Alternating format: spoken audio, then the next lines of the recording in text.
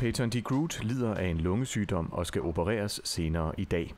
Derfor er han indlagt her på børnehospitalet i Houston, Texas.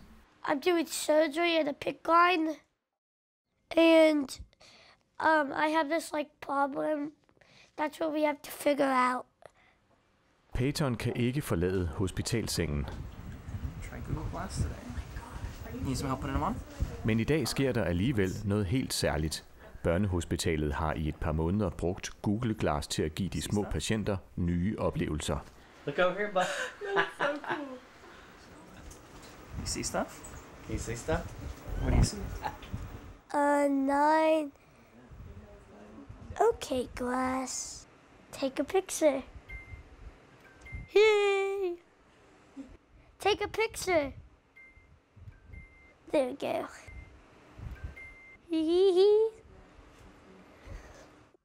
Video call. Samtidig i Houstons zoologiske have få kilometer væk. So hi Peyton, how you doing? Can you see what we're looking at here? Ryan Draper er rundviser i parken og er ved at gøre klar til at tage Peyton med på en tur blandt dyrene. And you can tell they actually have really sharp teeth. So these sharp teeth help them tear apart meat. They're really cool fish that can bite your hand off. Med Google Glass kan Peyton nu følge med i, hvad der sker i zoologisk have. Han ser det, Ryan filmer direkte. Whoa! Those are really big. Og de taler sammen direkte. This is a catfish. I'm sure you heard of catfish. Yeah. Here are the basics of how to use glass. Google Glass er IT-gigantens bud på det, man kalder wearable technology. Teknologi, man tager på. The home screen shows a clock. This is your timeline. Brillerne har mange af de samme funktioner, som man kender fra en smartphone, som for eksempel en iPhone eller en Android-telefon. Forskellen er, at man med Google Glass bærer computeren som en brille. Google Glass består af en lille computer, der sidder her på siden af en brillestang. Og heroppe foran det højre øje, der sidder så en lille skærm. Det svarer til en computerskærm, og det er heroppe, jeg kan se alle informationerne. Google Glass er også stemmestyret, så hvis jeg siger, OK Glass, record video, så optager jeg det, jeg ser.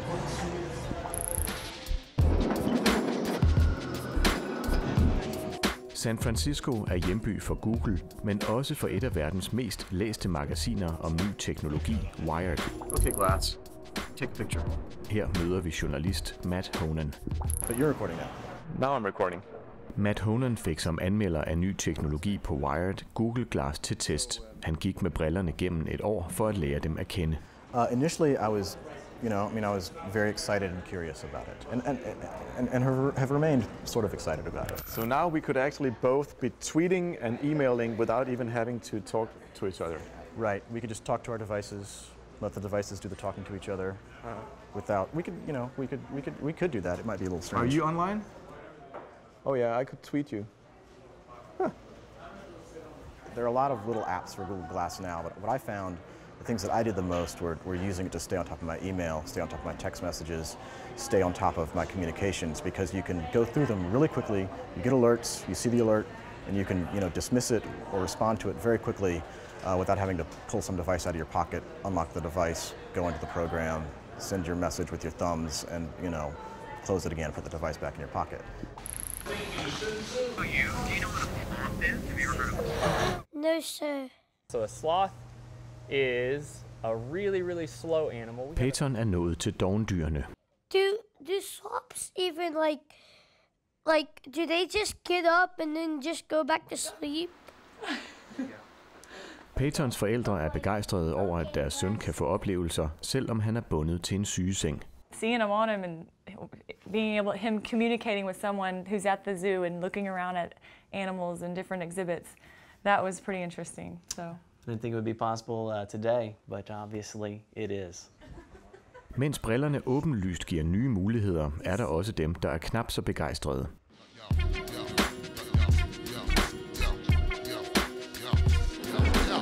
Det er især brillernes mulighed for at optage video, uden at folk omkring nødvendigvis ved, at de bliver filmet, der bekymrer.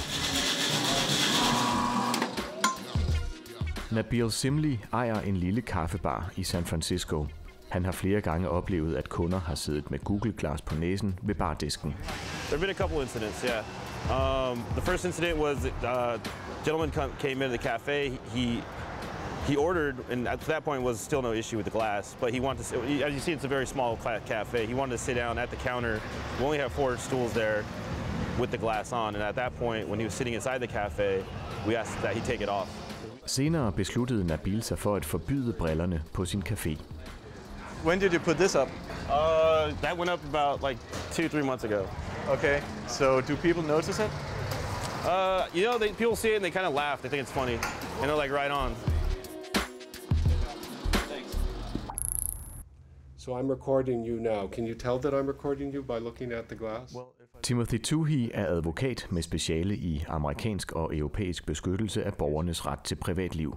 To the extent that Google Glass could be tied to applications that will allow for facial recognition or other biometric identification of a person by their outward traits, I think there are some concerns. På Grand Coffee i San Francisco er Nabil Simli især bekymret for sine medarbejderes privatliv. I just keep telling everybody this. It comes down to etiquette, you know? Just like in the olden days, we had etiquette. Even if you had an old camera that you're like, you know, on a film reel, you'd still ask people permission if you're going to record them or not. The technology's changed, but still, I don't think the etiquette needs to change. I'm going to take these off then. I don't want to make you feel uncomfortable. I dag er det et meget begrænset antal mennesker, der ejer et par Google Glass. De er ikke i handlen endnu, men når det sker, mener Timothy Toohey, at vi vil opleve mange andre former for modstand. Grand Coffee i San Francisco er kun begyndelsen. I Europa vil især Tyskland være skeptisk over for brillerne, mener advokaten. The Germans in particular might look askance at this, given their history of hostility to Google's Street View project, which involved cameras mounted on vehicles going around to the outside.